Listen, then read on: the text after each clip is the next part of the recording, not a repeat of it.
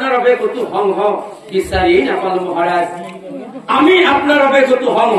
বিচাৰি নাপালো কি কলা সন্ধ্যাখন তোমালোকে মোৰ বাবে কতো সংঘ বিচাৰি নাপালা এৰা সন্ধ্যাখন তেনেহলে মোৰ এই কুষ্ঠৰো কেনেকৈ ভাল হৈ যাব সন্ধ্যাখন তেনেহলে মোৰ এই কুষ্ঠৰো কেনেকৈ ভাল হৈ যাব এই কথা শুনি মানুহ কেতুন এই মহাচিন্তা এই কি উপায় কৰে ৰজাই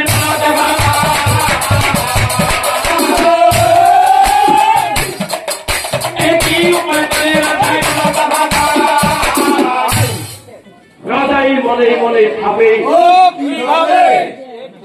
মনত পৰি গৈছে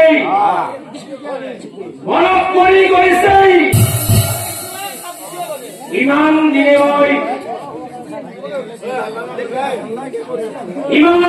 মই সেই বন্ধু সংঘৰ কথা মতেই তেওঁলোকৰ 100 পোৱালীক মই আজিও চোৱা চিতা কৰি আছো যদি মই সেই বন্ধু সংঘৰ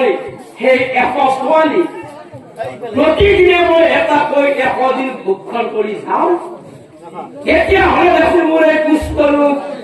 100 দিনৰ ভিতৰতে সম্পূৰ্ণ ভাল হৈ যাব কাৰণ মোৰ এই ৰোগতকৈ বন্ধু কেতিয়াও ডাঙৰ হ'ব নোৱাৰে মোৰ এই ৰোগতকৈ বন্ধু কেতিয়াও ডাঙৰ হ'ব নোৱাৰে এই সেনাবাহিনী ৰজাই পাছে সিদ্ধান্ত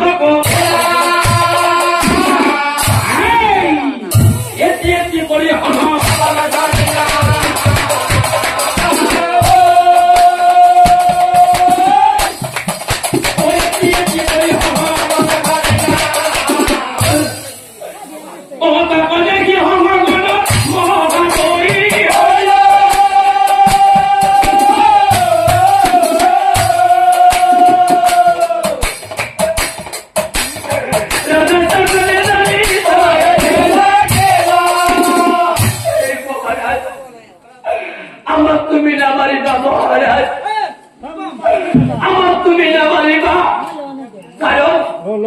আমার পিতৃ মাতৃয়ে আমার তোমার কত দায়িত্ব হয়েছে আমি আমার পিতৃ মাতৃ নজর হয়ে আমার এই মাতৃ তুমি এটি করে নিধন করি ভক্ষণ কৰিবলৈ ধৰিলা আমাৰ তুমি জীয়াই থাকিবলৈ দিয়া মহাৰাজ আমাৰ তুমি জীয়াই থাকিবলৈ দিয়া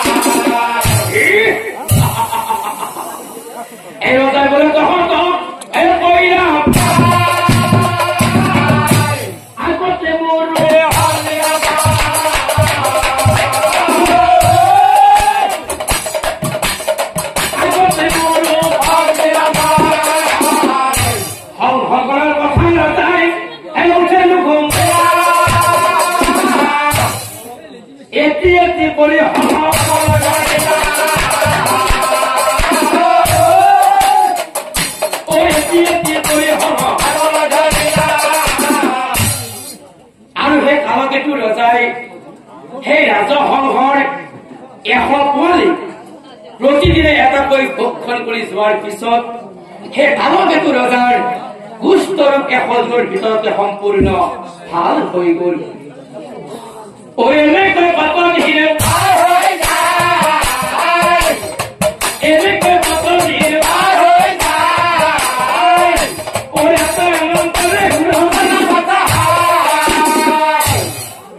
আৰু যে ৰাজহংসই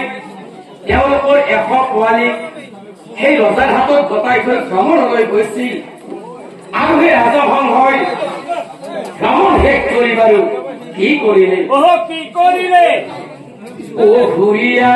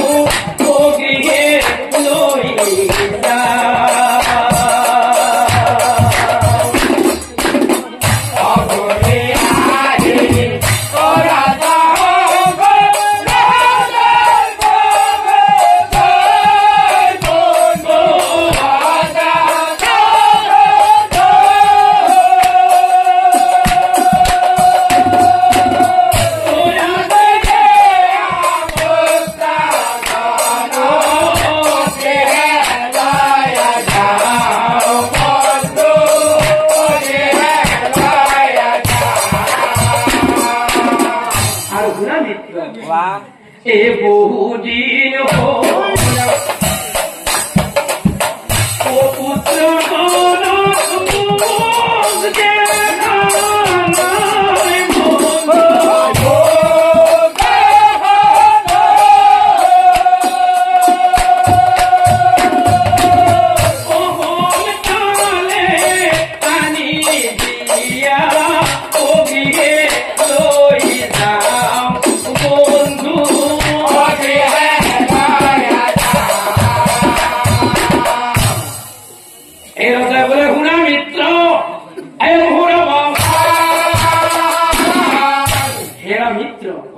আৰু মই কি কৰিলো জানা কি কৰিলে এই তোমাৰ পুত্ৰ বহাই